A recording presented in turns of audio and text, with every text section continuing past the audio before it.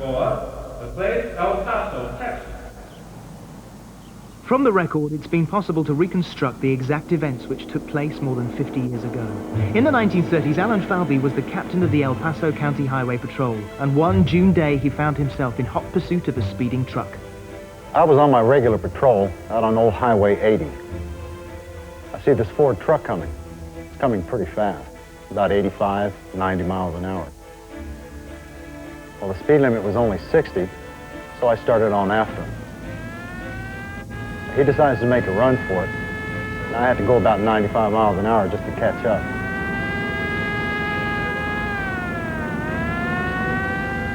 Just as I came up on him, he decides to turn off onto a side road.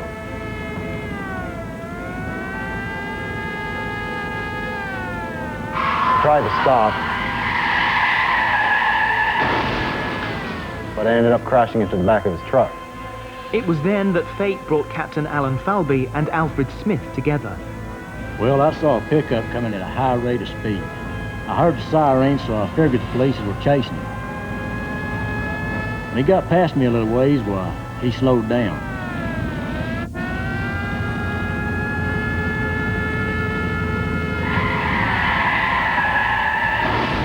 When he did, a policeman on a motorcycle skidded and slammed in the rear end of his pickup. It was a heck of a wreck.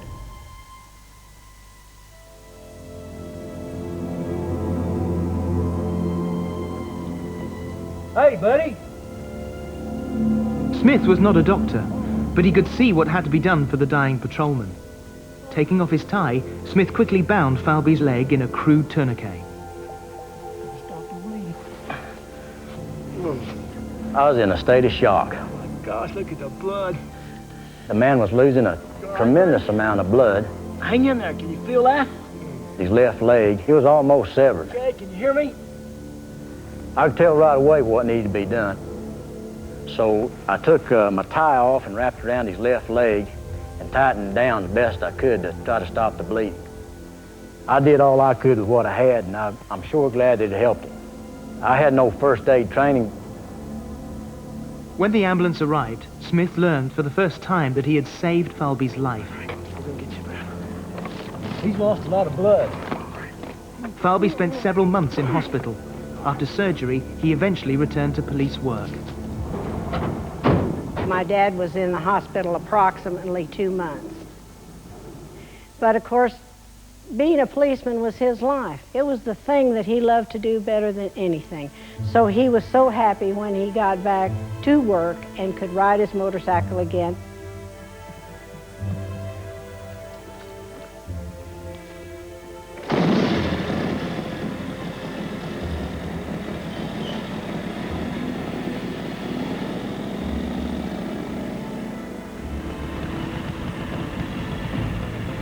Five years later, Falby was on highway night patrol when he received a radio call from headquarters to investigate a bad accident.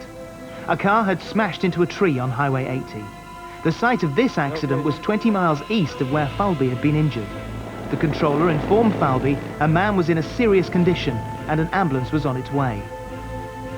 I had gotten to the accident well before the ambulance.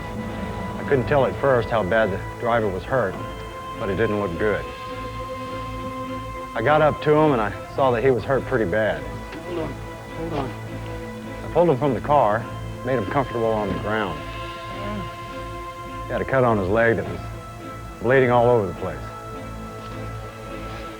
So I immediately tied a tourniquet onto him. It seemed to take for ages for the bleeding to stop. Hold on, buddy, you'll be all right. When I got a good look at him, I just couldn't believe it. You'll be all right. Just hold on.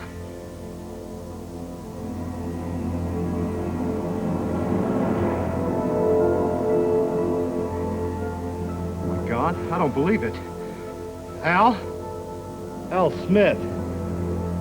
That was the same fella that had saved me just 5 years prior. Oh, my God. Hang on, buddy. There's an ambulance on the way. Just hold on. I won't let anything happen to you. Not after what you did for me. It is an amazing story and an amazing coincidence. He did for that gentleman, who turned out to be Alfred Smith, the same thing that Mr. Smith had done for him several years earlier.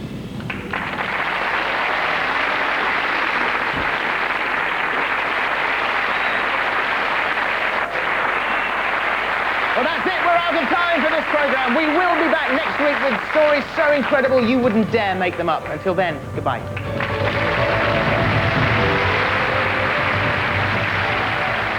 If you have any 1 in a million ideas or stories, please send them to 1 in a million, LWT, London SE1 9LT.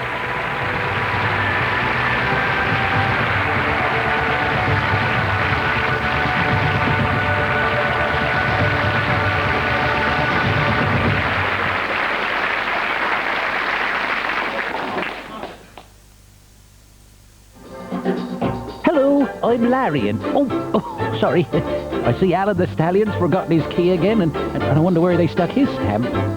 You know, animals can be so delightful. Apart from Frank the gorilla, never stops eating, that one. Watch out for Big Bad Bernard. Oh, there he goes again. Oh, Mr. Referee should have been sent off for that. Mind you, those human beings aren't much better. Catch some animal magic with You've Been Framed, tonight at 8:30. A dodgy dealer arrives in Aidensfield and asks Greengrass to flog jukeboxes. Heartbeat is next. Just tell us what it was you saw. Well, just starting to close up for the night, I guess, and all of a sudden these bright lights seemed to come out of nowhere. Man, I was moving fast. Martha was out in the kitchen, and I started hollering, come here, look at this. What is that? Lights were so bright. Then it just came on in there, as close to me as you are right now. What do you think it was? Did it have any markings or anything?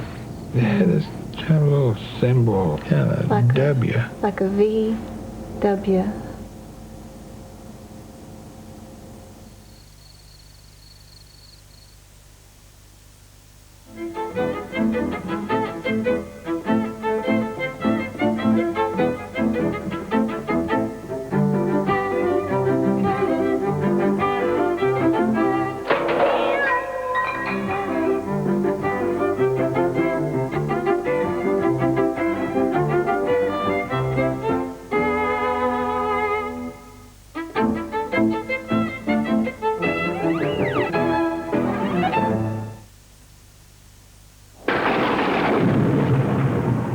Lightning never strikes in the same place twice.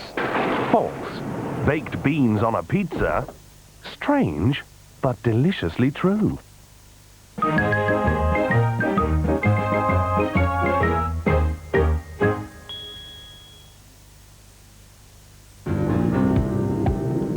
There are key moments in everyone's life.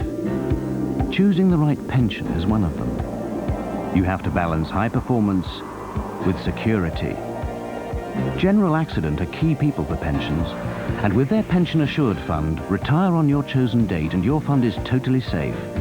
Whatever happens, call General Accident free on 0500 100 200 for exciting returns, safely managed. Starring Helen Mirren in a new investigation. You're staring at us as though the street is your prime suspect. He's the key. Facing up to evil.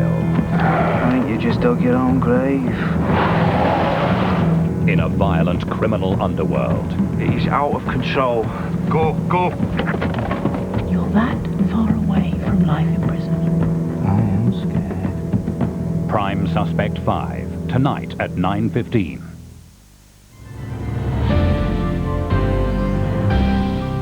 Meanwhile, a new business venture for Claude, Ventress in financial trouble, and the inspector is also a worried man.